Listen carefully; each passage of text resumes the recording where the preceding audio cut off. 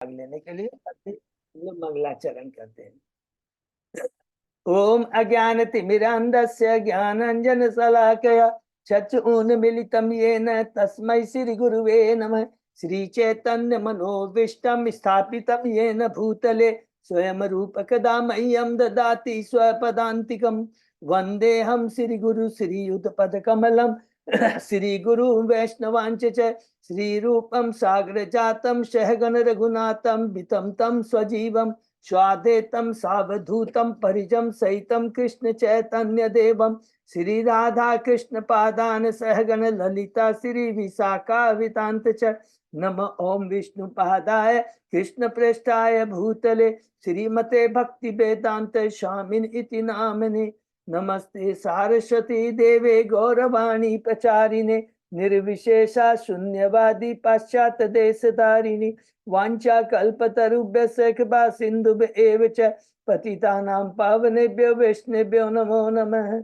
नमो महावदान्याय कृष्ण प्रेम प्रदायते कृष्णाय कृष्ण चैतन्य नामने गौरत्विषे नमः। हे कृष्ण करुणा सिंधु दीनबंधु जगतपते गोपेश गोपिका कांत राधा कांत नमस्तुते। तप्त कांचन गौरांगी राधे बिंदावनेश्वरी विषभानुसुते देवी प्रणमामि हरिप्रिये। नीलांचल निवासाय नित्याय परमात्मने बलभद्र सुभद्रायां जगन्नाथाय ते नमः। जय श्री कृष्ण चैतन्य प्रभु नित्यानंद श्री अद्वैत गदाधर श्रीवासादि गौर भक्तवृंद। मुखम करोति वाचालम पंगु लंघेगिं यत्कृपातमहं वन्दे श्री गुरुमदीनतारिणं परमानंद माधवम श्री चैतन्य ईश्वरम। हरे कृष्ण कृष्ण कृष्ण हरे हरे हरे राम राम राम हरे हरे। श्री श्री मंगलाचरण की जय, शिला प्रभुपाद की जय। हरे कृष्णा। आज के चैतन्य चरितामृत की चर्चा पे सभी भक्तों का हार्दिक स्वागत है। सभी भक्तों के चरणों में मेरा सादर दंडवत प्रणाम है। राधा माधव राधा गोविंद गुरु आचार्य परम वैष्णव की असीम कृपा से हम सब भक्तों से चेतन चरितामृत के ऊपर में हम लोग चर्चा कर पा रहे हैं। हम लोग आदि लीला के 5वें अध्याय में है। शीर्षक है भगवान नित्यानंद बलराम की महिमाएं। उसके पहले हमने 4 अध्याय कंप्लीट किए। उन 4 अध्याय में हमने किसके बारे में पढ़ा? चैतन्य तत्व कृष्ण तत्व के बारे में पढ़ा। और ये 4 अध्याय मंगलाचरण के 6 श्लोक को कवर करते हैं। पहले अध्याय के अंदर में आदि लीला में हमने पढ़ा कि किस प्रकार कृष्णराज के विराज गोस्वामी जो इस चैतन्य चरितामृत के लेखक हैं, रचयिता हैं, इन्होंने 6 लोगों को प्रणाम किया है। गुरु को, भक्त को, ईश्वर को, भगवान के अवतार को, भगवान के प्रकाश और उसके बाद में भगवान की अंतरंग शक्तियां के बारे में। गुरु के बारे में बहुत हमने बहुत ही डिटेल में पढ़ा। गुरु के बारे में शिक्षा गुरु, दीक्षा गुरु। उसके बाद में भक्त के बारे में पढ़ा, जो भगवान हमारे जो साधन भक्त होते हैं और भगवान के दूसरे पार्षद होते हैं, निजी संगी होते हैं। ईश्वर के अवतार के बारे में पढ़ा, अंशा अवतार, गुणा अवतार, सत्य अवतार। उसके अलावा और भी 3 अवतार हैं जो कि हम लोग अभी पुरुष अवतार है जिसका विशेष रूप से वर्णन अभी 5वें अध्याय में हमको मिलेगा। उसके बाद में लीला अवतार है, मनवंतर अवतार है, ये 3 और है, तो टोटल 6 अवतार हैं। और उसके बाद में हम लोगों ने भगवान के जो प्रकाश के बारे में पढ़ा। भगवान 2 रूप में होते हैं, प्रकाश विग्रह और विलास विग्रह। इसके बाद में भगवान की 3 शक्तियां हैं, अंतरंगा शक्तियां हैं, वैकुंठ की लक्ष्मियां, द्वारका की रानियां और वृंदावन की गोपियां। उसके बाद में हमने देखा कि विशेष नमस्कार है चैतन्य महाप्रभु को और भगवान श्री कृष्ण या चैतन्य महाप्रभु को और नित्यानंद प्रभु को विशेष नमस्कार है। दूसरे अध्याय में हमने प्रवेश किया। इसमें विषय वस्तु इसके अंदर में बहुत इंपॉर्टेंट है, जो कि हमको इतना डिटेल में कहीं नहीं मिलेगा। कृष्ण तत्व के, कृष्ण वस्तु के बारे में क्या है कि कृष्ण स्वयं भगवान है, ब्रह्म परमात्मा और भगवान। ब्रह्म भगवान के शरीर से निकलने वाली ज्योति है, परमात्मा जो हृदय के अंदर में रहते हैं, परमात्मा है। और यही परमात्मा कौन है? क्षीरोदक्षाई विष्णु है, जो कि अभी पुनः 5वें अध्याय में बहुत डिटेल में वर्णन मिलेगा, पूरा हम कोरिलेट करते जाएंगे। और कृष्ण जो है स्वयं भगवान है, जो कि कहाँ रहते हैं? वो कभी भी गोलोक को छोड़ करके कहीं नहीं जाते। तो ये तीनों तत्व का बहुत सुंदर से डिटेल में हम लोगों ने दूसरे अध्याय में पढ़ा। और इसके अंदर में कृष्णराज कविराज गोस्वामी ने भागवतम से जो श्लोक किया है, वतंती तत्व तत्व यत ज्ञान अद्वयम, और दूसरा है एते चांस कला पुस्तक कृष्णस्तु भगवान से, और ब्रह्म संहिता से कोट किया ईश्वर परम कृष्ण सच्चिदानंद विग्रह अनादि आदि गोविंद सर्व कारण। ये केवल 3 श्लोक और श्लोक चैतन्य महाप्रभु का जो है पूरा स्थापित कर देंगे कि कृष्ण क्या स्वयं भगवान है। ठीक है ना। तीसरे अध्याय में हमने प्रवेश किया, शीर्षक है श्री चैतन्य महाप्रभु प्राकट्य के बाह्य कारण। 3 बाह्य कारण है जो कि हमने बहुत डिटेल में पढ़ा। पहला तो है जब भगवान श्री कृष्ण द्वापर युग में अपनी लीलाओं का दास्य शाक्य माधुर्य और वात्सल्य लीला का आस्वादन स्वयं आस्वादन करते हैं, आस्वादन करके चले जाते, कहते मैंने तो वो जो प्रेम है, दिव्य प्रेम है का उद्घाटन किसको नहीं किया? जनरल में भक्तों को दिया ही नहीं, जो कि चेतन महाप्रभु ने स्वयं आकर के बिना जाति पाति पात्र देखे बिना सबको कृष्ण प्रेम प्रदान किया। तो वो देना चाहते थे, इसलिए वो भक्त के रूप में आते हैं। ये पहला बाह्य कारण है। दूसरा बाह्य कारण है कि उस समय क्या था कि कलयुग का सर्वप्रथम जो धर्म नाम संकीर्तन है, कलयुग का आरंभ हो गया था, इसलिए नाम संकीर्तन का प्रचार करना था। और तीसरा अद्वैताचार्य ने चैतन्य महाप्रभु ये समकालिक थे, उन्होंने कृष्ण की प्रार्थना, किसकी प्रार्थना की थी? कृष्ण की प्रार्थना की थी। कैसे की थी? शालिग्राम, नरसिंह शालिग्राम शिला को लिया, उस पर तुलसी दल दिया, गंगा जल दिया और भगवान की ओंकार की और भगवान प्रकट हुए। ये 3 बाह्य कारण हमने पढ़ा। और उसके बाद में चौथे अध्याय में हम लोगों ने पढ़ा श्री चैतन्य महाप्रभु के प्राकट्य के बाह्य कारण। बहुत ही यही बहुत सबसे बड़ा, कहते हैं ना, जो भी भगवान हर चीज के आप देखेंगे एक आध्यात्मिक, जब भी हमको ये ज्ञान प्राप्त करते हैं तो शुरू में हमको लगता है बाह्य दृष्टि से क्या कर, गीता में भगवान सबसे पहले ये कहते हैं यदा यदा ही धर्म से ग्लानि भवति भारत है, बोलते हैं। उसके बाद में है कि जब जब धर्म की हानि होती है परित्राणाम साधूनाम विनाशाय च दुष्कृतम। तो ये सब बाह्य कारण है, क्योंकि स्वयं कृष्ण क्या करते हैं ये जानना बहुत जरूरी है। और ये चौथे अध्याय में उजागर हुआ है कि भगवान के आने का प्रथम आंतरिक कारण था कि राधा रानी की प्रेमा भक्ति कैसी, नंबर 1। दूसरा, मेरे में ऐसा क्या चीज है, माधुर्यता है जिसके प्रति राधा रानी आकृष्ट होती है, दूसरा। और तीसरा, मेरी भक्ति करके राधा रानी को क्या आनंद मिलता है। इन 3 तत्व को समझाने के लिए इस चौथे अध्याय के अंदर में हमने देखा क्या विशेष कृपा है कि भगवान ने कृष्ण तत्व राधा तत्व को बहुत डिटेल में समझा दिया है। सत्य चित्त आनंद, उसके बाद में भगवान की क्या है? संधिनी शक्ति, संधित शक्ति और अलाधिनी शक्ति। तो दोनों को सत्य चित्त आनंद करके कितना सुंदर डिटेल में कहा है। और अंत में ये कहते हैं कि अतः राधा रानी को इस 3 चीज को पूर्ति के लिए वो क्या कहते हैं, राधा रानी के भाव को तो उनके शारीरिक वर्ण को धारण करके इन 3 इच्छाओं को पूरा करने के लिए मैं अवतरित होऊंगा और चैतन्य महाप्रभु अवतरित होते हैं। तो ये खत्म होता है चैतन्य तत्व 4 अध्यायों के अंदर और 6 श्लोकों के माध्यम से, आउट ऑफ 14 जो मंगलाचरण के श्लोक है। 5वें अध्याय में हम प्रवेश किए, भगवान नित्यानंद बलराम की महिमा। इसमें स्वयं कृष्णदास कविराज गोस्वामी कहते हैं कि अभी तक जो 6 श्लोक है उसमें चैतन्य तत्व का वर्णन किया। अब आगे के जो 5 श्लोक है अर्थात 7, 8, 9, 10, 11, ये 5 श्लोकों में मैं नित्यानंद तत्व का वर्णन करूंगा।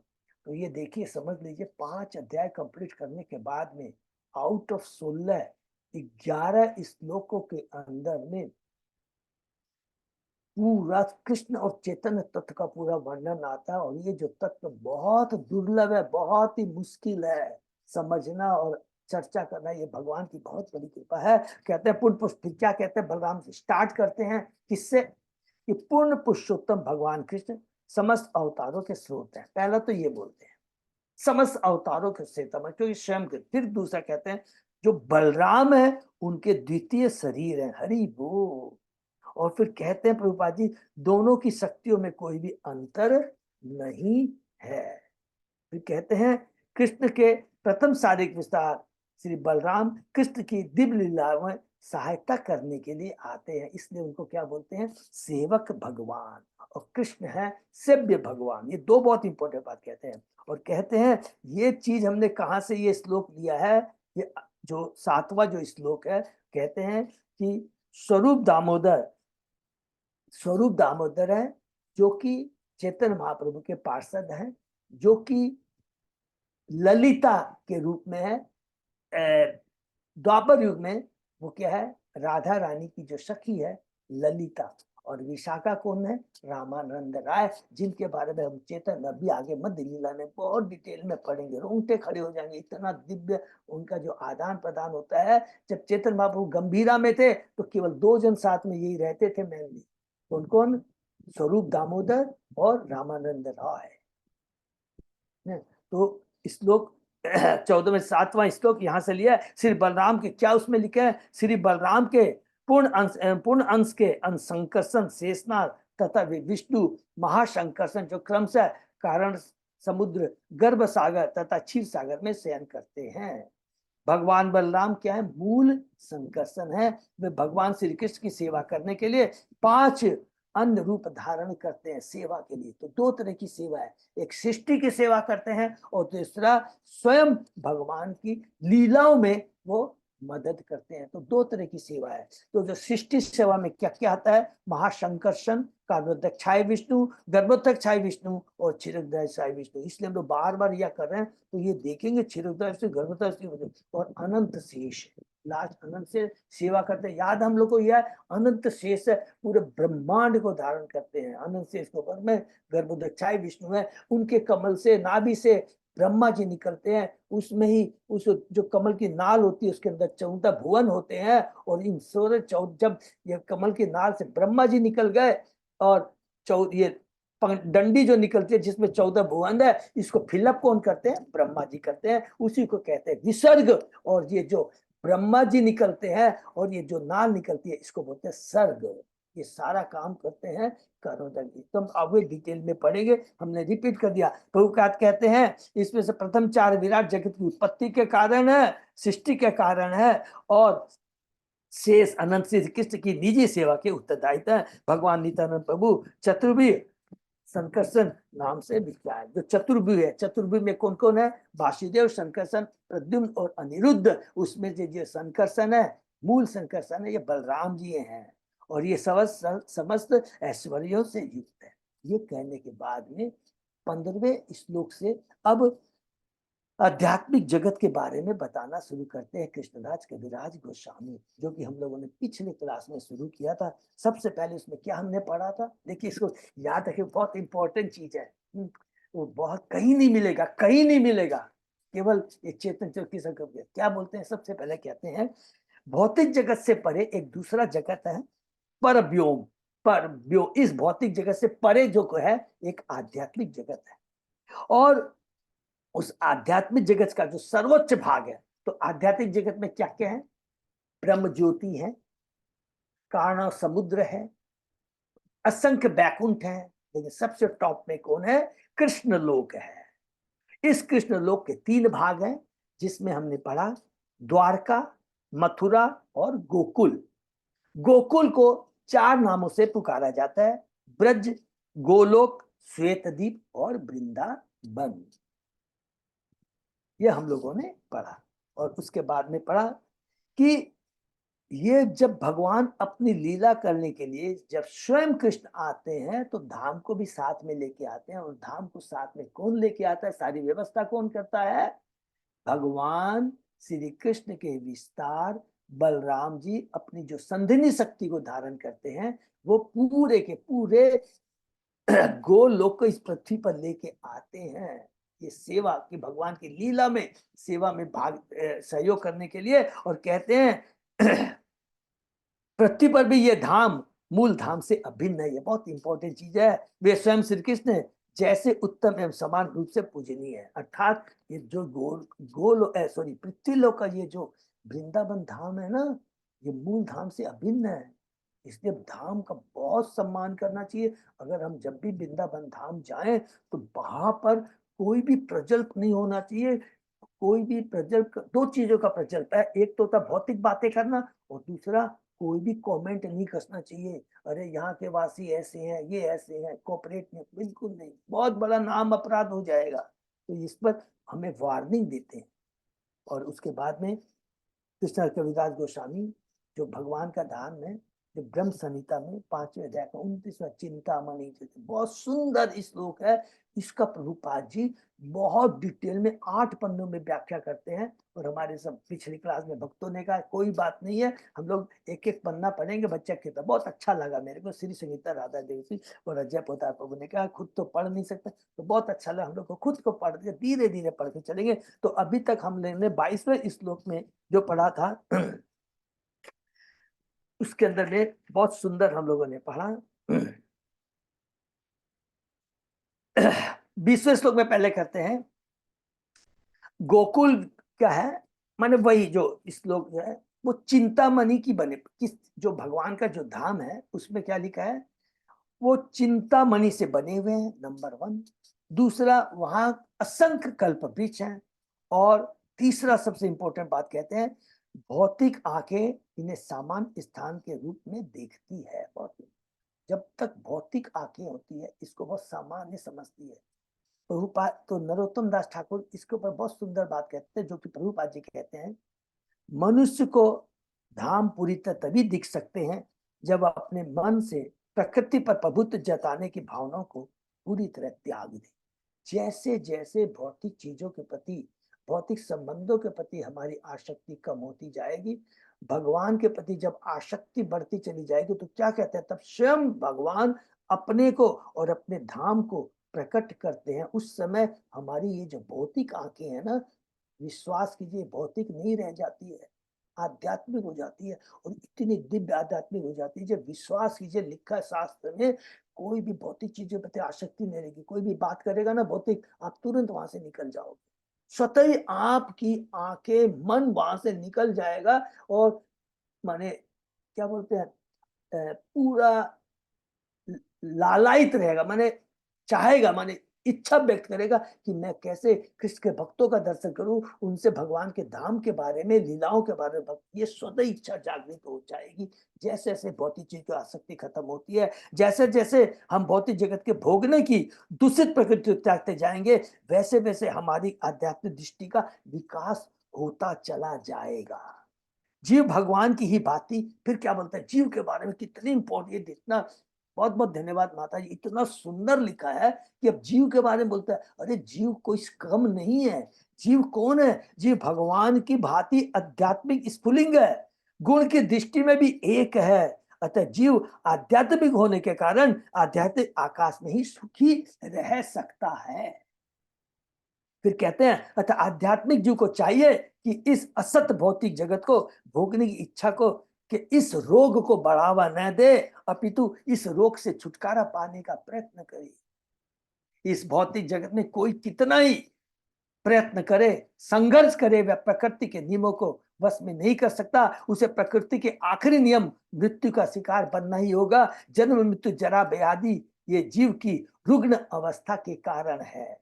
रुग्ण अवस्था क्या है कि मैं भोगना, I am the enjoyer, I am the controller, I am the proprietor. यही चेतना हमारी रुग्ण चेतना है, जिसके चलते हमें जन्म मृत्यु ज्यादा व्याधि के इन 4 चक्र में घूमते रहना पड़ता है। अतः मानव जीवन का परम लक्ष्य इन कष्टों से छुटकर भगवत धाम वापस जाना होना चाहिए। हरि बोल।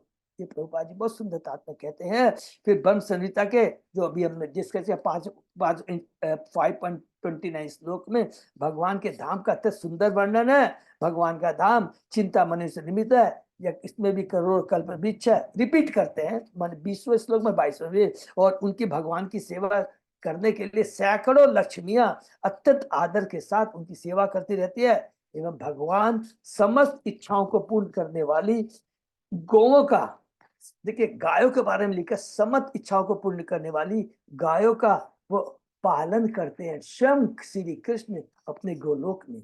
यहाँ पर प्रभुपाद जी बहुत इंपॉर्टेंट 2-3 बातें जो कहते हैं धाम के बारे में, कहते हैं भौतिक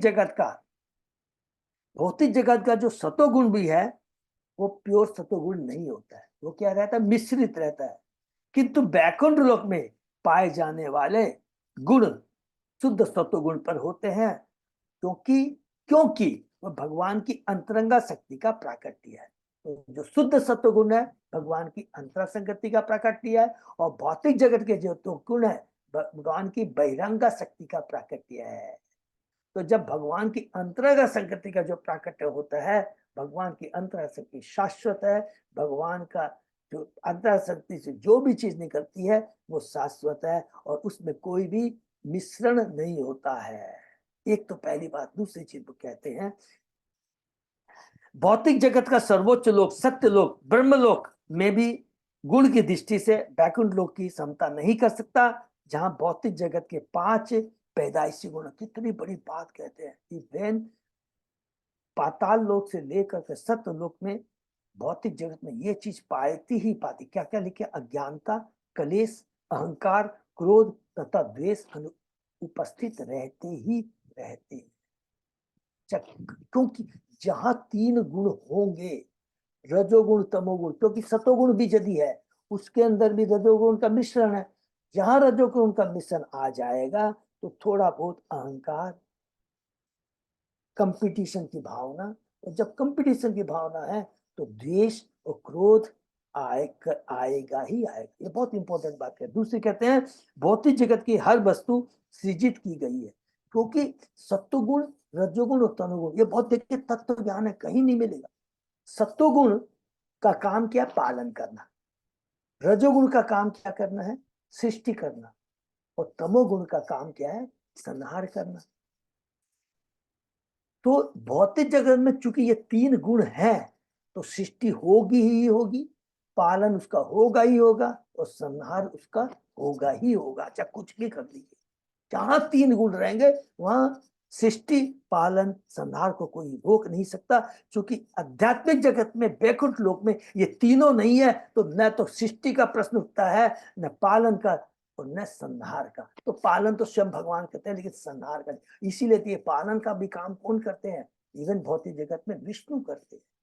तो सृष्टि और संहार का प्रश्न ही नहीं उठता।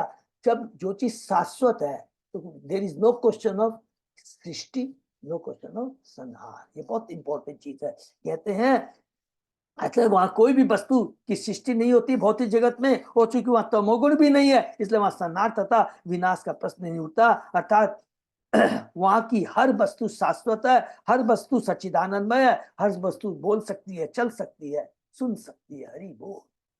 वहां पर काल का भी कोई प्रभाव नहीं है। जब जो चीज शाश्वत है तो काल का प्रश्न नहीं होता है। काल का काम क्या है, जो विनष्ट करता है, हमारी आयु को हरता है, हर चीज को हरता है। फूल को देख लीजिए, सुंदर है, लेकिन काल के प्रभाव से धीरे धीरे धीरे धीरे धीरे धीरे वो मुरझाता चला जाता है। किसी चीज को भी आप ले दीजिए, क्योंकि ये काल का प्रभाव है।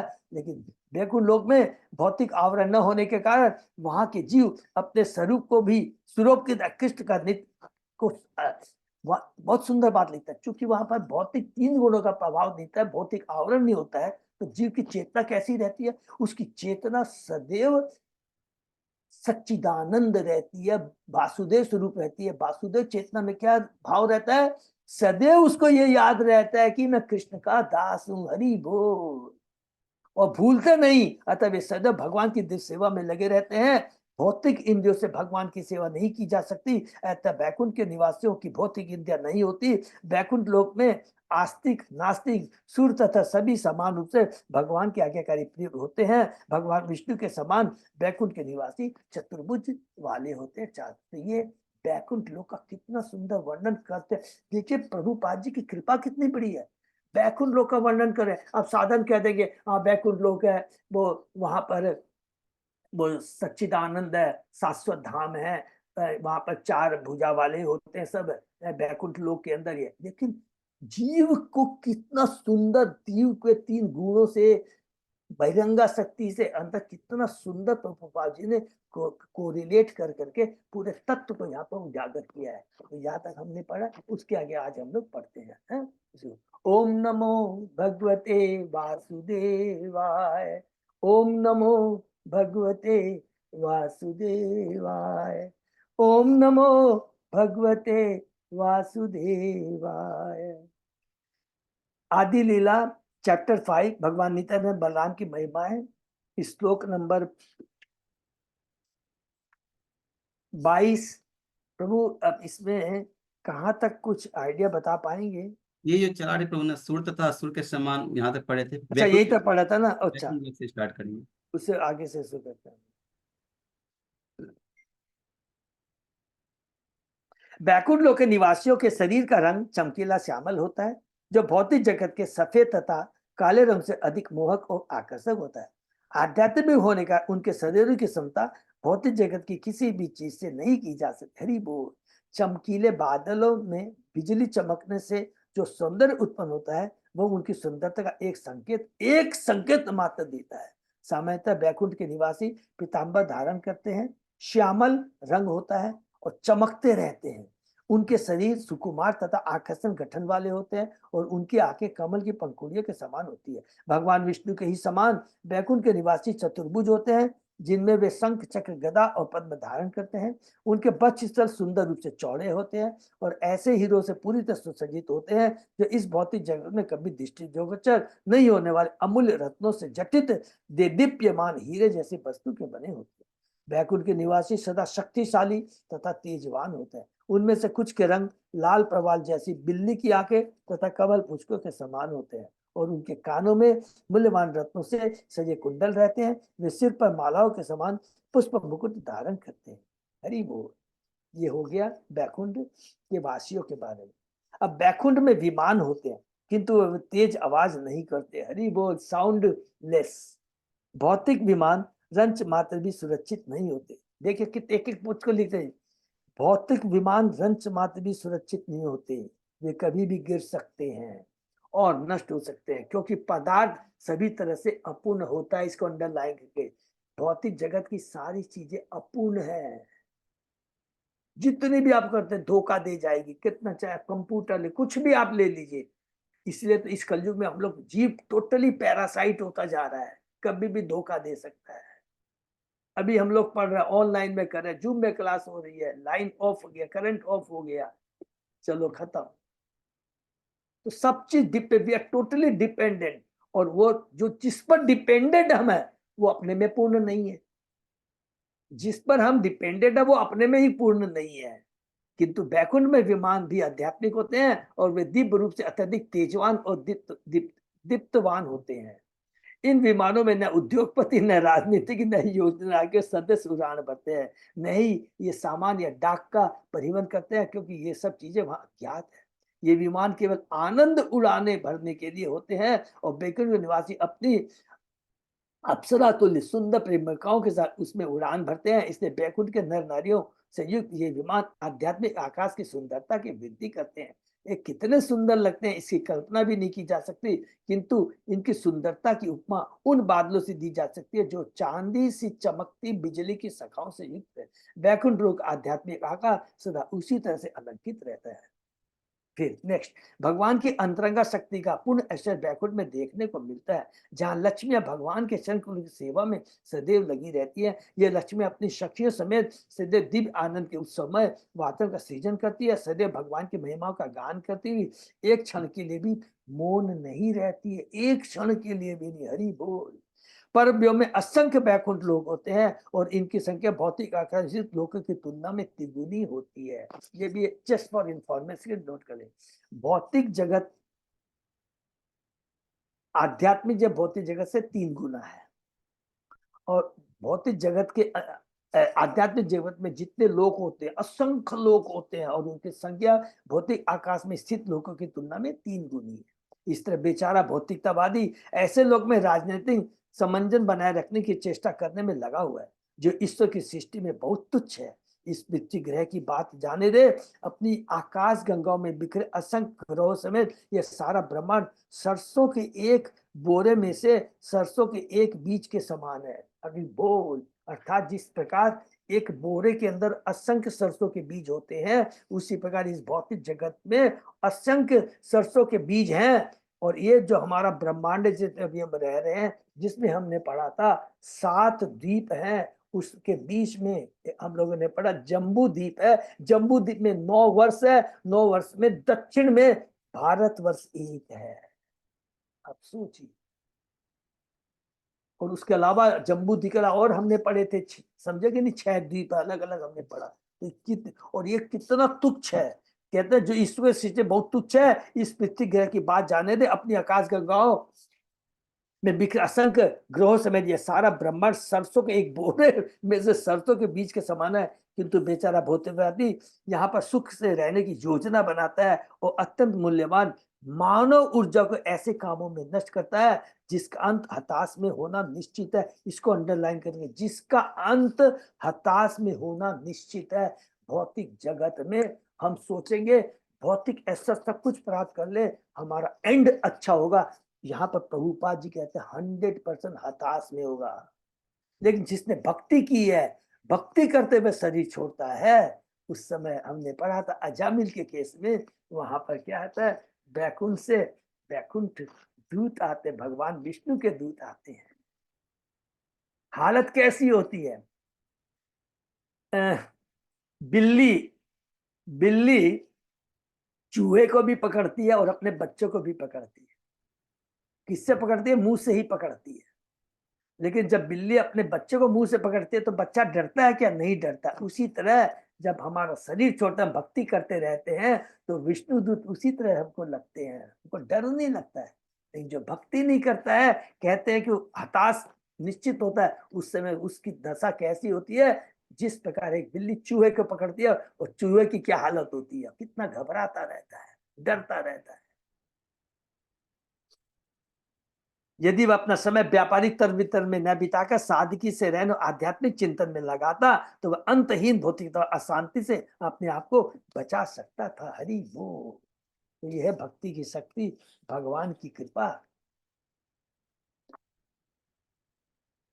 यदि भौतिकता व्यक्ति विकसित भौतिक सुविधाओं का भोग करना चाहे तो वह अपने आप को ऐसे ग्रहों में ले जा सकता है जहां वह इस पृथ्वी ग्रह की अपेक्षा कहीं अधिक भौतिक आनंद उठा सकता है। अतः सबसे अच्छी योजना यही होगी वह इसे त्यागने के बाद परव्योम लोग जाने की तैयारी करें। बहुत स्ट्रॉन्ग यहाँ पर बाबा जी कहते हैं, बोले तुमको अरे भौतिक जगत की बात छोड़ दो, और सारे भुवन है, तुम लोग क्या है, भूलोक, भुवर लोक, स्वर्ग लोक, महत लोक, जन लोक, तप लोक, ब्रह्म लोक, जहां भी जाना चाहे, अष्ट सिद्धियां में वो शक्ति होती है। आप एक लोक से दूसरे लोक जो भी जाना चाहे जा सकते हो। लेकिन मनुष्य योनि बहुत दुर्लभ है, अतः सबसे बड़ी बुद्धिमानी योजना यही रहेगी कि वह इस शरीर को त्यागने के बाद पर व्योम अर्थात इस भौतिक जगत से परे जो आध्यात्मिक जगत है उसमें जाने की तैयारी करे। किंतु यदि वह भौतिक सुविधाओं को भोगने के लिए उतारू ही है, जिद्दी है, तो वह योग शक्तियों का उपयोग करके अपने आप को भौतिक आकाश के अन्य ग्रहों में स्थानांतरित कर सकता है। इस कार्य के लिए अंतरिक्ष यात्रियों के खिलौने तुल्य यान उपयुक्त नहीं है। ये तो केवल बाल सुलभ आमोद प्रमोद जैसे ही, हरि बोल, ये सब तो क्या है, बच्चे के खिलौने के समान है, इसमें कुछ हानि जानी नहीं है। अष्टांग योग विधि एक भौतिकतावादी कला है जिसमें वायु को उधर से नाभि तक, नाभि से हृदय तक और हृदय से कंध की अस्थि से होते हुए नेत्र गोल लोक, गोल नेत्र गोलकों तक, फिर वहां से मस्तिष्क और मस्तिष्क से इच्छित लोक को स्थानांतरित किया जा सकता है। भौतिकतावादी विज्ञानी वायु तथा प्रकाश के वेगों को ध्यान में रखता है। देखिए कितनी बड़ी बात, जितना बड़ा भौतिकवादी विज्ञानी होता है, केवल उसको जानकारी क्या है, वायु तथा आकाश के वेगों को ध्यान में रखता है, किंतु उसे मन तथा बुद्धि के वेगों का पता ही नहीं है, उसको मालूम ही नहीं है।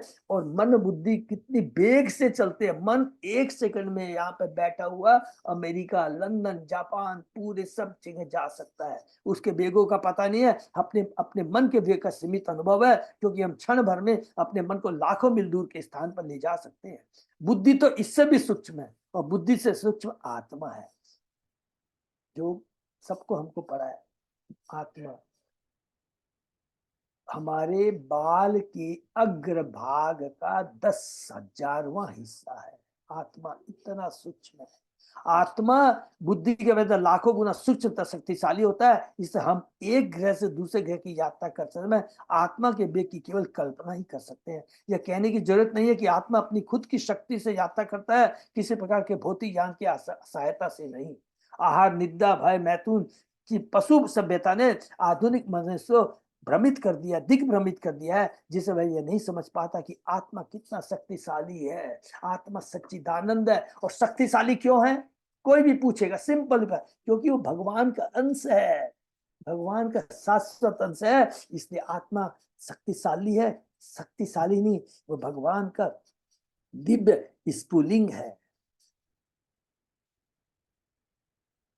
जैसा कि पहले कहा जा चुका, आत्मा दिव्य स्फुलिंग है जो सूर्य, चंद्रमा या बिजली से लाखों गुना शक्तिशाली एवं दीप्ति युक्त है। जब मनुष्य अपनी वास्तविक पहचान आत्मा के रूप में नहीं कर पाता तो उसका जीवन व्यर्थ हो जाता है। श्री चैतन्य महाप्रभु श्री नित्यानंद प्रभु के साथ मनुष्य को इसी प्रकार की फंस होने वाली सभ्यता से बचाने के लिए प्रकट हुए। हरि बोल। ये देखिए प्रभुपाद जी यहाँ करती है। आत्मा कितना शक्तिशाली है, आत्मा कितना सुंदर है।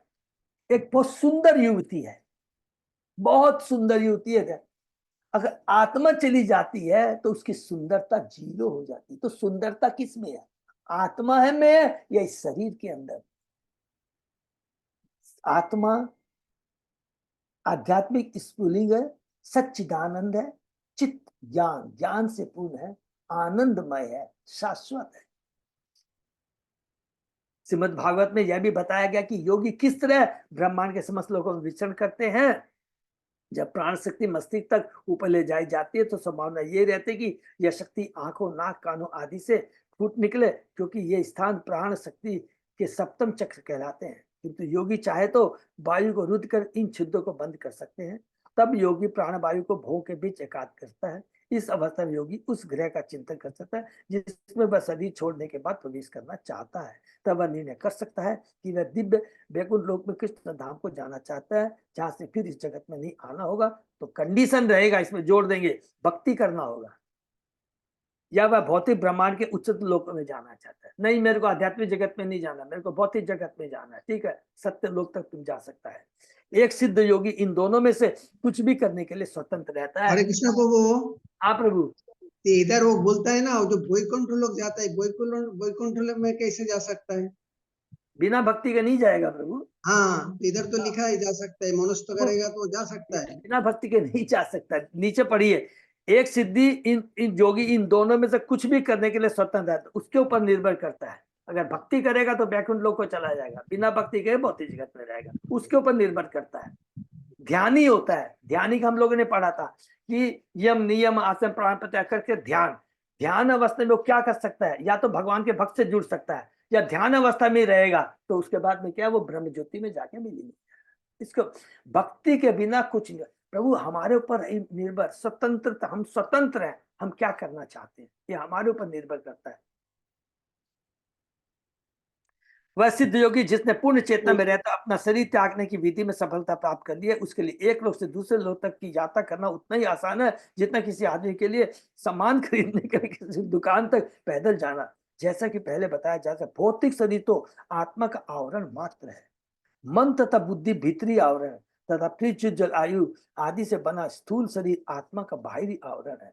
फलतः ऐसा उन्नत व्यक्ति जिसने योग विधि से आत्म साक्षात कर लिया है, जो आत्मा तथा पदार्थ के संबंध को जानता है, अंतर को जानता है, वह आत्मा के स्थूल वस्त्र को इच्छा अनुसार भली भांति त्याग सकता है। हरि बोल।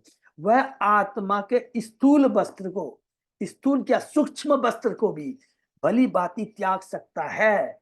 आत्मा के ऊपर निर्भर करता है। भगवान की कृपा से इसके लिए हमें पूरी छूट है, क्योंकि भगवान हम पर दयालु है, हमें अल्प स्वतंत्रता प्रदान किया है। अतः हम कहीं भी पर व्योम में अथवा भौतिक आकाश के किसी भी लोक में इच्छा अनुसार रह सकते हैं, किंतु इस स्वतंत्रता के दुरुपयोग से हम भौतिक जगत में गिर जाते हैं। देखिए यहाँ क्लियर लिख दिया, अगर इसका दुरुपयोग करेंगे तो हम नीचे गिर जाएंगे। अगर इसका सदुपयोग करेंगे, भगवान की भक्ति करते हैं, भगवान के भक्त से जुड़ जाते हैं, तो हमारा जीवन धन्य हो जाएगा। और बद्ध जीवन के तीनों तापों को सहन करते हैं, आत्मा की अपनी इच्छा के कारण भौतिक जगत में दुख में जीवन बिताने का सुंदर चित्रण मिल्टन की पैराडाइज लास्ट पुस्तक में हुआ है। इसी प्रकार आत्मा अपनी पसंद से पैराडाइज की पुनः प्राप्ति करके भगवत धाम वापस जा सकता है। अपनी इच्छा से वो भगवत धाम भी जा सकता है, लेकिन कंडीशन है, ये नोट करके रख लेंगे, इसमें कोई भी कंफ्यूजन नहीं है। बिना भगवान की भक्ति किए भगवान के धाम नहीं जा सकता, भगवान की इच्छा भी किए बिना भगवान के धाम नहीं जा सकता। मृत्यु के आपात समय मनुष्य अपनी प्राण शक्ति को दोनों भावों के बीच स्थित करके जहां भी जाना चाहे उसका निर्णय कर सकता है। यदि वह इस भौतिक जगत से कोई संबंध नहीं रखना चाहता तो वह क्षण भर से भी कम समय में बैकुंठ लोग जा सकता है। खंडवांग महाराज ने डिसाइड किया कि सब कुछ छोड़ दिया, केवल कितने मुहूर्त लिखा है ना, कितना मुहूर्त, उसने सीधा भगवान का ध्यान किया और सीधा बैकुंठ लोक को चले गया। लेकिन ऐसा नहीं, बिना भगवान का ध्यान किए बैकुंठ लोक थोड़ी चले गए थे खंडवांग महाराज, जहां उसे पूर्ण आध्यात्मिक स्थिति प्राप्त होता है, जो वहां के आध्यात्मिक बात है उनके सर्वथा उपयुक्त होता है। उसे स्थूल और सूक्ष्म दोनों रूपों में इस भौतिक जगत को छोड़ने की केवल इच्छा करनी होती है। देखो यहाँ पर क्लियरली दिया है, उसे स्थूल और सूक्ष्म दोनों, पृथ्वी अग्नि जल वायु आकाश से बना हुआ स्थूल शरीर और मन और बुद्धि अहंकार से बना सूक्ष्म, दोनों रूपों में इस भौतिक जगत को छोड़ने की केवल इच्छा करनी होती है। और फिर प्राण शक्ति और सिर के ऊपरी भाग में चढ़ाकर सिर के छेदे से, जिसे ब्रह्मरंध्र कहता है, सिर को छोड़ना होता है। योगापन सिद्ध व्यक्ति के लिए यह सरल है। जो बड़ी सिद्धि होते हैं, अष्टांग योगी होते हैं, उनके लिए सरल। निसंदेह मनुष्य को स्वतंत्र इच्छा प्रदान की गई है, तो उसे छूट है कि यदि वह भौतिक जगत से मुक्त नहीं होना चाहता तो वह ब्रह्मा के पद का जीवन भोग सकता है। माने यदि उसको भौतिक जगत से मुक्त नहीं होना चाहता तो माने ब्रह्मा के पद, सत्य का जीवन भोग सकता है, ब्रह्मा का पद भी भोग सकता है। ब्रह्म माने सबको मालूम है ना कि इंद्र पद प्राप्त करने के लिए और ब्रह्मा पद प्राप्त करने के लिए अलग अलग है ना।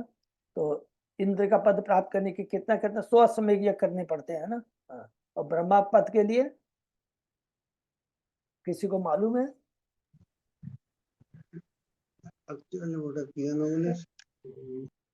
लिखा हुआ है, याद नहीं आ रहा है। तो ब्रह्मा का जीवन भोग सकता है और सिद्ध लोक की यात्रा कर सकता है, जहाँ भौतिकता का जिससे सिद्ध लोग रहते हैं, जिनमें गुरुत्वाकर्षण स्थान तथा काल को। हरे कृष्ण बाबू, प्रभु 100 साल वर्णाश्रम धर्म पालन करना पड़ेगा तभी हो सकते ब्रह्मा। कितना कितना प्रभु? 100 अश्वमेध 100 यज्ञ भी है प्रभु। नहीं 100 अश्वमेध 100 यज्ञ तो अश्वमेध यज्ञ करना पड़ता है ना। नहीं 100 अश्वमेध यज्ञ से तो इंद्र के पोस्ट की प्राप्ति होती है माता। एक्चुअली वो वर्णाश्रम धर्म पालन करना पड़ेगा। अभी 100 साल। अच्छा 100 साल तक, अच्छा ठीक है। वहाँ वो कहीं लिखा, भागवतम में लिखा हुआ है। और ये बृहत भात जो है ना, सनातन गोस्वामी ने जो लिखा है ना, उसमें भी लिखा है, तो फिर चेक कर लेंगे, ठीक है ना। आगे बढ़ते हैं। भौतिक ब्रह्मांड के इन उच्चतर लोकों में जाने के मनुष्य को मन तथा बुद्धि तथा सूक्ष्म पदार्थ को त्यागना नहीं पड़ता, उसे केवल स्थूल शरीर को त्यागना होता है। प्रत्येक लोक का अपना विशेष हरि बोल, प्रत्येक लोक का अपना, ये सबको क्लियर है ना।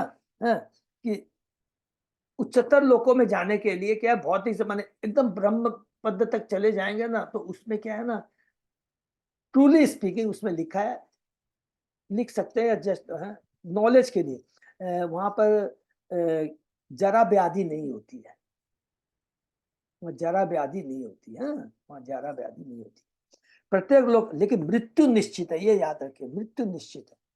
प्रत्येक लोक का अपना विशेष वायुमंडल होता है। यदि कोई भौतिक ब्रह्मांड के अंतर्गत किसी विशेष लोक की यात्रा करना चाहता है तो उस व्यक्ति उस लोक विशेष के वायुमंडल के साथ अपने शरीर को अनुकूल बनाना होता है। उदाहरणार्थ, यदि कोई व्यक्ति भारत से यूरोप जाना चाहता है, वहाँ की जहाँ की जलवायु पृथक है, तो उसे उसी के अनुसार अपने वस्त्र बदलने पड़ते हैं। इसी तरह यदि कोई बैकुंठ लोक जाना चाहता है तो उसे अपने शरीर को पूरी तरह परिवर्तित करना होगा, हरि नाम का जप करना होगा भक्तों। किंतु यदि वह उच्चतर भौतिक लोकों में जाना चाहता है तो वह मन बुद्धि अहंकार से सूक्ष्म आवरण को धारण किए रह सकता है, किंतु उसे पृथ्वी जल अग्नि इत्यादि बने स्थूल शरीर को छोड़ना होता है। माने कितनी बड़ी बात लिखा, माने ब्रह्मलोक तक जाते हैं तो वहां पर एक्चुअली केवल सूक्ष्म शरीर ही रहता है, इस टाइप पे यहाँ पर लिखा। लेकिन भगवान के धाम वैकुंठ लोग जाएंगे तो वहां भौतिक शरीर और सूक्ष्म शरीर और स्थूल शरीर दोनों त्यागते हैं। तो उसमें कहा कौन सा शरीर मिलता है? आध्यात्मिक शरीर मिलता है। हरि बोल।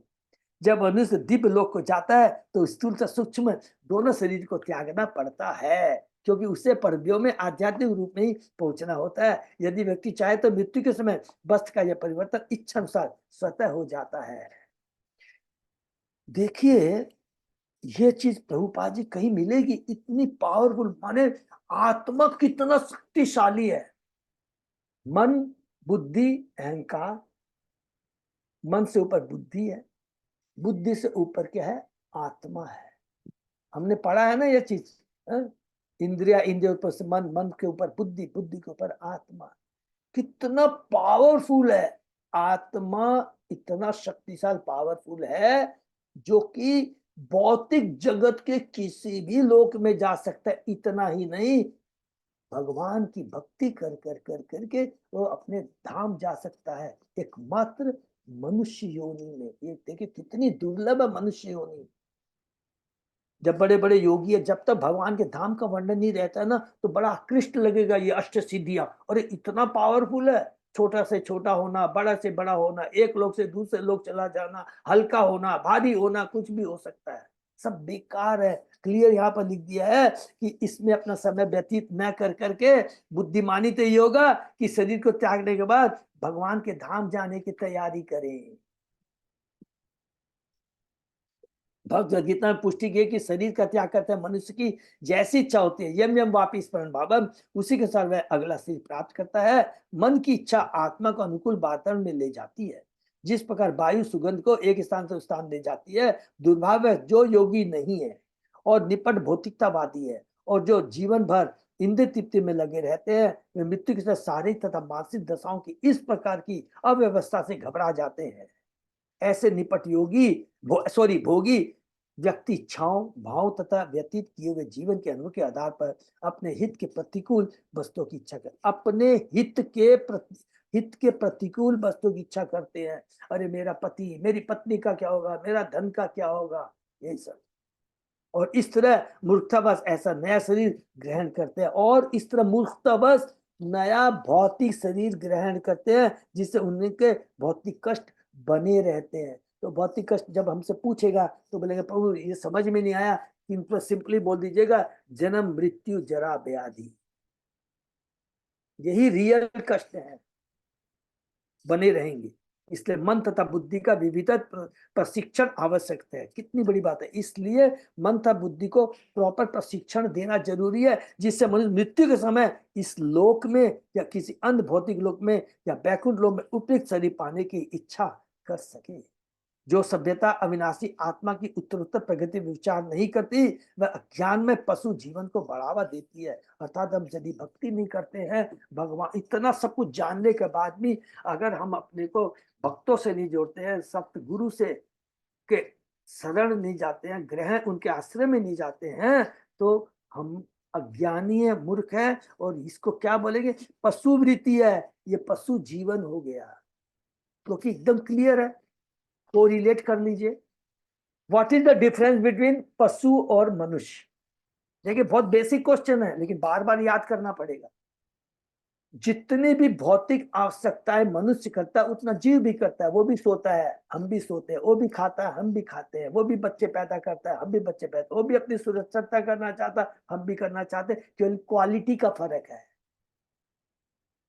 सिंपल चीज है। इसलिए कहते हैं इतनी उच्च कोटि की चेतना प्राप्त करने के बाद भी अगर इसका सदुपयोग नहीं करते हैं तो ये हमारा दुर्भाग्य है। यह सोचना मूर्खता कि मरने पर हर आत्मा एक ही स्थान पर जाता है, जो कि मायावादी सोचते हैं। या तो मृत्यु के समय जिस स्थान की इच्छा की जाती है आत्मा वहां जाता है, या शरीर त्यागने के बाद विगत जीवन के कर्मों के साथ उसे शरीर धारण करने के लिए बाध्य किया जाता है। एक भौतिकतावादी तथा योगी में अंतर इतना ही है कि भौतिकतावादी अपने अगले शरीर का निवारण नहीं कर सकता, जबकि योगी इच्छानुसार उच्च लोकों में भोग करने के लिए उपयुक्त शरीर प्राप्त कर सकता है। निपट भौतिकतावादी व्यक्ति जीवन भर इंद्रिय तृप्ति में लगा रहता है। वह अपने परिवार के उदर पोषण के लिए सारा दिन कमाता है, और रात में या तो यह संभोग में अपनी शक्ति का क्षय करता है, या फिर दिन भर में कामकाज के बारे में सोचता हुआ सो जाता है। एक भौतिकतावादी का यही नीरस जीवन है।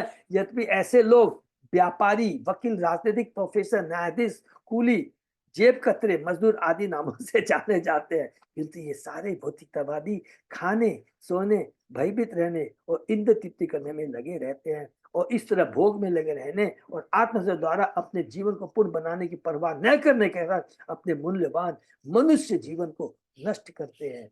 मनुष्य जीवन को, मूल्यवान जीवन, बीच में और हम अपने समझने के मनुष्य जीवन को नष्ट करते हैं, किंतु योगी अपने जीवन को पूर्ण बनाने का प्रयास करते हैं। इससे भगवद गीता का आदेश है कि हर व्यक्ति योगी बने। लेकिन योगियों में परम योगी कौन है? 6वें अध्याय का 47वां, जो भक्त योगी है वो सबसे ज्यादा उत्तम है। योग आत्मा को, योग का मतलब है जोड़ना, योग आत्मा को भगवान की सेवा में जोड़ने की एक प्रणाली है।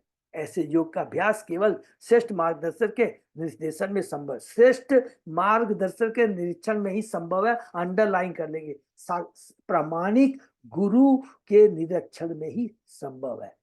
इससे अपनी सामाजिक स्थिति बदलने की आवश्यकता नहीं होती। दूसरा लाइन है, इतने इंपॉर्टेंट लाइन है, हमको अपने को भगवान से जोड़ना है। तो जोड़ने की जो विधि है उस 2 कंडीशन बोलता है। पहला तो क्या है, एक प्रामाणिक गुरु के संरक्षण में रहना जरूरी है, और दूसरी बात कहता है हमें अपनी भौतिक दशा सुधारने की दरकार नहीं है कि अभी हम खाकपति है तो हमको करोड़पति होना है, पहले झोपड़ी में रह रहे तो हमको बड़ा आलीशान मकान चाहिए। कोई भौतिक सुधार, हम अभी क्वालिफाइड नहीं है तो हमको क्वालिफाइड होना है। कोई भौतिक दशा बदलने की आवश्यकता नहीं होती। हरि बोल।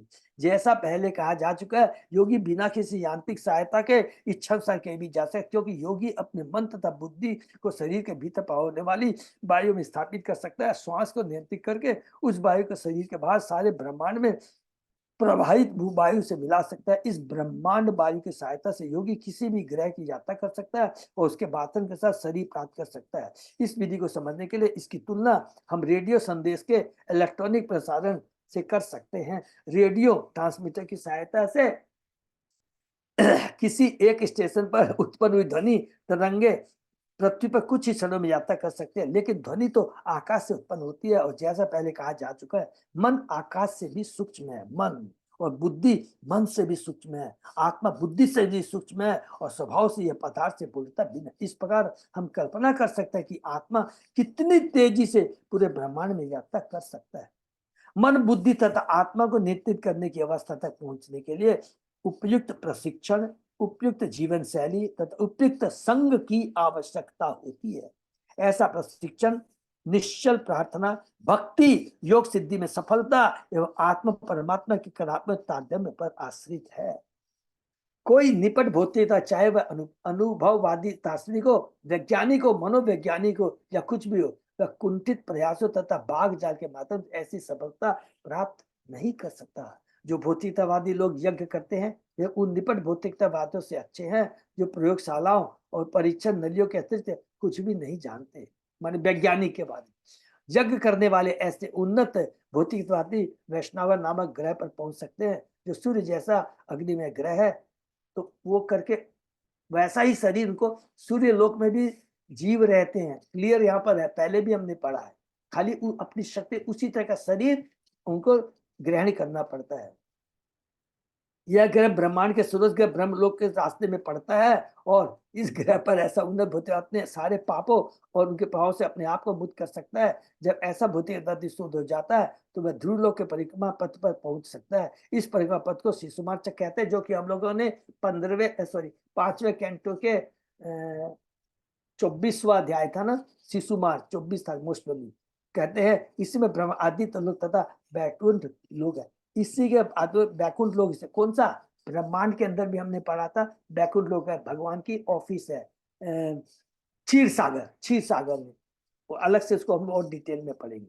ऐसा शुद्ध भौतिकवादी जिसने अनेक यज्ञ किए हैं, घोर तपस्या किया और अपना अधिकांश धन दान में दे दिया है, वही ध्रुवलोक जैसे लोगों को जा सकता है। यदि वहां पर और अधिक योग्य बन जाता है तो वह ऊंचे परिक्रम पथों को भेद कर ब्रह्मांड की नाभि से ऊपर उठकर महरलोक पहुंच सकता है, जहां भृगु मुनि जैसे मुनियों का वास है। महरलोक से इस ब्रह्मांड के आंशिक प्रलय काल तक रहा जा सकता है। यह प्रलय तब प्रारंभ होता है जब इस ब्रह्मांड के सबसे निम्न भाग से अनंत देव धधकती अग्नि उत्पन्न करते हैं। इस अग्नि की उष्मा महरलोक तक पहुंच जाती है, तब महरलोक के निवासी ब्रह्म लोक तक पहुंच जाते हैं, जिसका अस्तित्व पदार्थ काल की दुगनी अवधि तक रहता है। ब्रह्मलोक में असंख्य विमान है जो यंत्रों से नहीं अपितु मंत्रों से चलते हैं। ब्रह्मलोक में उन मन तथा बुद्धि की उपस्थिति के कारण इसके निवासियों को सुख तथा दुख की अनुभूति होती है, लेकिन वृद्धावस्था, मृत्यु, भय या दुख का के लिए शोक करने का कोई कारण नहीं होता, क्योंकि ब्रह्म आयु बहुत बड़ी होती है, किंतु वे प्रेरक की अग्नि में जलते दुखी जीव के प्रति करुणा भाव का अनुभव करते हैं। ब्रह्मलोक के निवासियों के पास स्थूल भौतिक शरीर नहीं होते जिन्हें मृत्यु आने पर बदलना पड़े, किंतु वे सूक्ष्म शरीर को आधे शरीर में परिणत करते हैं और परव्योम में प्रवेश करते हैं। ब्रह्मलोक के निवासी 3 प्रकार से पुण्यता प्राप्त कर सकते हैं। अपने पुण्य कर्मों के बल पर ब्रह्मलोक पहुंचने वाले पुण्य आत्मा ब्रह्मा के पुनर्जन्म के बाद विभिन्न ग्रहों में स्वामी बनते हैं। गर्भोत्कचाई विष्णु की पूजा करने वाले लोग ब्रह्मा के साथ, गर्भोत्कचाई विष्णु भगवान की विष्णु की पूजा करने वाले लोग, देखिए याद रखेंगे, गर्भोत्कचाई विष्णु बिना भगवान की पूजा करने वाले लोग ब्रह्मा के साथ मुक्ति लाभ करते हैं और भगवान के शुद्ध भक्त तुरंत ही भगवान ब्रह्मांड के आवरण को भेद कर परम व्योम में प्रवेश करते हैं। बिना भक्ति के नहीं होगा, ये नोट करके रख लीजिए। कितने ऊंचे लोग में जाने की क्या क्या विधि दी देखा, सब अंत में एक ही चीज में समझना है इसमें, क्योंकि ये लाइन में क्लियर यहाँ पर लिख दिया है, इसको याद रखेंगे कि सबसे अच्छी योजना यही होगी कि वह इस शरीर को त्यागने का पर व्योम लौट जाने की तैयारी करे, भगवान के धाम जाने की तैयारी करे। ये सीढ़ी से चढ़ करके कि स्वर्ग लोग, महर लोग, जन लोग, तप लोग, ब्रह्म लोग जाने का, इसमें इतना समय को व्यर्थ न करे। असंख्य ब्रह्मांड बुलबुलों के समूह के समान एक साथ विद्यमान है, अतः उनमें से कुछ ही कारण सागर के जल से घिरे हुए कर्णोदक्षाई विष्णु के दृष्टिपात से आंदोलित होकर भौतिक प्रकृति सारे के सारे 8 तत्वों को उत्पन्न करती है। सबको याद है पृथ्वी अग्नि जल वायु होकर मन बुद्धि का, जो धीरे धीरे सूक्ष्म से स्थूल में विकसित होते जाते हैं। अहंकार का एक अंश आकाश है, उसका एक अंश वायु है, वायु का एक अंश अग्नि है, अग्नि का एक अंश जल है और जल का एक अंश पृथ्वी है। इस प्रकार जब ये सब मालूम है ना, समय हो गया, सब हम लोगों ने पढ़ा है ना, उल्टा है। जब सृष्टि होती है तो सबसे पहले आकाश, उसके बाद में वायु, उसके बाद में अग्नि, उसके बाद में जल, उसके बाद में पृथ्वी। तो पृथ्वी में ये सारे गुण होते हैं चारों, आकाश, अग्नि, वायु, जल। और जब संहार होता है तो फिर उल्टा चलता है, उल्टा चक्र चलता है। तो यह लोगों ने भागवतम में दूसरे अध्याय में, कैंटो में और तीसरे दोनों में पढ़ा है। असंख्य ब्रह्म बुलबुल के समान एक साथ विद्यमान है, अतः उनमें से कुछ भी कारण जील घिरे हुए कारणोदक्षाई विष्णु के सिर पास से आंदोलित होकर भौतिक प्रति सारे के सारे 8 तत्व उत्पन्न करती है, जो धीरे धीरे सूक्ष्म से स्थूल में विकसित हो जाते हैं। अहंकार का एक अंश आकाश है, उसका एक अंश वायु है, वायु का एक अंश अग्नि है, अग्नि का एक अंश जल है और जल का एक अंश पृथ्वी है। इस प्रकार एक ब्रह्मांड फूल कर 4 अरब मील व्यास हो जाता है। हरि बोल। जो योगी क्रमिक मुक्ति देखिए यहाँ पर लिखा है, थोड़ा समय लग रहा है प्लीज। जो योगी क्रमिक मुक्ति चाहता है, क्रमिक मीन्स सीढ़ी से चढ़ के जाना चाहता है कि पहले इस लोक से मैं जाऊंगा उस लोक में, अरे मेरे को तो, अरे भगवान के धाम बाद में जाएंगे ना, पहले एक एक लोक का दर्शन करते हुए चले जाए। तो जो क्रमिक मुक्ति चाहे, उसे ब्रह्मांड के सारे विभिन्न आवरणों को भेदना पड़ता है, जिसमें भौतिक के 3 गुणों के सूक्ष्म आवरण भी सम्मिलित होते हैं। जो ऐसा कर लेता है उसे फिर कभी इस मर्तलोक में आना नहीं पड़ता। माने वहां से वो, अर्थात यहाँ पर ये बोलना चाहते हैं कि जो ब्रह्मलोक में चले जाते हैं 110% वो भक्ति करके फिर बैकुंठ लोक में चले जाते हैं, ये बोलने का मतलब है। नहीं तो ये बात नहीं लिखा रहता। नॉर्मली सुखदेव गोस्वामी के अनुसार भौतिक तथा आध्यात्मिक आकर्षों का यह विवरण न तो काल्पनिक है न आदर्शवादी। वैदिक शास्त्रों में वास्तविक तत्व अंकित किए जाते हैं, और जब ब्रह्मा ने भगवान वासुदेव को पसंद कर लिया था तब उन्होंने ये तत्व ब्रह्मा को बतलाए थे। किसी को जीवन की पूर्णता तभी मिल सकती है, देखिए प्लीज यहाँ पर पढ़ेंगे, किसी को जीवन की पूर्णता तभी मिल सकती है जब उसे वैकुंठ तथा भगवान का निश्चित ज्ञान हो। मनुष्य को चाहिए कि वह सदैव पूर्ण पुरुषोत्तम भगवान का चिंतन एवं वर्णन करे, क्योंकि भगवद गीता भगवान दोनों में इसकी संतुति की गई है, और ये दोनों ग्रंथ वेदों के प्रामाणिक भाष्य है। भगवान श्री चैतन्य महाप्रभु ने इन सभी विषयों को इस युग के पतितात्मा द्वारा अपनाने हेतु सुलभ बताया है, और चेतन उन्हें इसलिए प्रस्तुत किया गया जिससे संबंधित सभी लोग उन्हें सरलता से समझ सके। हरि बोल। यहाँ पर विराम देते। प्रभुपाद जी कितनी सुंदर बात कह दी। और देखिए सेम चीज हमने पढ़ा था, कैंटो 2 के अंदर में, सब लोग खोल देंगे, याद है, याद दिला देता हूँ। कैंटो 2 में कहा था जो नौसिखिया होते हैं जिनको भगवान के धाम के बारे में नहीं, उनको विराट रूप का ध्यान करना चाहिए। फिर थोड़ा वो आगे बढ़ते हैं, अरे भक्त इतनी बड़ी सृष्टि है, तब वो उनको आत्मा, हृदय में तद आत्मा का, फिर उसके बाद अलग अलग लिखा था कि जो डायरेक्ट नहीं है तो अलग अलग लोगों को होते हुए चले जा सकते हैं। तो लेकिन हमें इसके लिए न तो ये हम सोच भी नहीं सकते हैं, आयु तो बहुत छोटी सी है। तो सबसे बड़ी इसलिए लिखा है लास्ट लाइन में, इस चेतन चैतन्यमृत में उन्हें इसलिए प्रस्तुत किया जिससे संबंध सभी लोग उन्हें सरलता से समझ सके और इन चीजों में दिमाग न कुछ न लगा करके, आयु अल्प है, बुद्धि कम है, हमें केवल हरि नाम का जप कर करके भगवान के धाम जा सके। इसके लिए स्वयं चेतन महाप्रभु नित्यानंद प्रभु आए हैं। केवल 540 साल पहले ही चेतन महाप्रभु यहाँ से अप्रकट हुए हैं। हम बहुत भाग्यशाली है, जिस मनु काल में कृष्ण आए हैं, जिस मनु काल में चेतन महाप्रभु आए हैं, उसी मनु काल में आज हम हैं। हमें मुक्ति कृपा मिली है, इस शास्त्रों को पढ़ने का, गुरु का संग करने के, इसका हमें पूरा लाभ उठाना है। हरे कृष्णा। यहीं पर विराम देते हैं। हरे कृष्ण गुरु जी, स्वागत प्रणाम। ये जो आदि लीला आप 5th चैप्टर में पढ़ रहे हैं ना, आप आप हिंदी में एक ही बुक्स है ना 2 बुक्स है? हिंदी में एक बुक से माता जी, आदि लीला नहीं, एक से मैं देख के बताता हूँ। आदि लीला भाग 1, अध्याय 1 से 7 है इसमें। 2 है माता, ये भाग 1 है, आदि लीला भाग 1 है, इसमें 1 से 7। 5 ये आप जो आज पढ़ रहे हैं ना, 22 नंबर श्लोक पढ़ रहे हैं तो 5 नंबर चैप्टर का।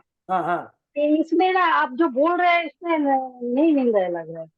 और ये अभी जो नित्यानंद प्रभु का हेडिंग आया ना, बलराम नित्यानंद प्रभु का, वो भी नहीं है। ऐसे कैसे हो सकता है? हमको नहीं मिला। बगला में नहीं है? नहीं प्रभु जी, ये कैसे हो सकता है? थोड़ा हो सकता है माता जी कंफ्यूजन हो। अजय प्रभु, अगर किसके पास यहाँ पर बंगला हो रहा है ना, ये होगा मेरे ख्याल से। 1 सेकंड रुकिए, मैं बताता हूँ। वो है ना हमारे कार्तिक कृष्णदास प्रभु, वो तुरंत बता देंगे 1 मिनट में देख के। वो एकदम मास्टर है एकदम। अमलेंद्र प्रभु भी है ना माता जी, एक काम कीजिएगा, आप एक बार अमलेंद्र प्रभु से या कार्तिक कृष्ण प्रभु से बात कर लीजिएगा। नहीं प्रभु, है हम लोग का किताब में है ये तो सब माता है। जी को थोड़ा सा बता दीजिएगा प्लीज। ठीक ठीक ठीक, रानी हरे माता जी जब नहीं मिलेगा तो बताएगी।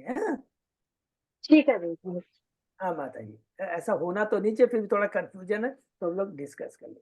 हरे कृष्णा। यहीं पे विराम देते हैं, बहुत इम्पोर्टेंट। हरे कृष्ण। भक्तों का बहुत बहुत धन्यवाद। विराम देते हैं, फिर अगले सोमवार सुबह 7 बजे।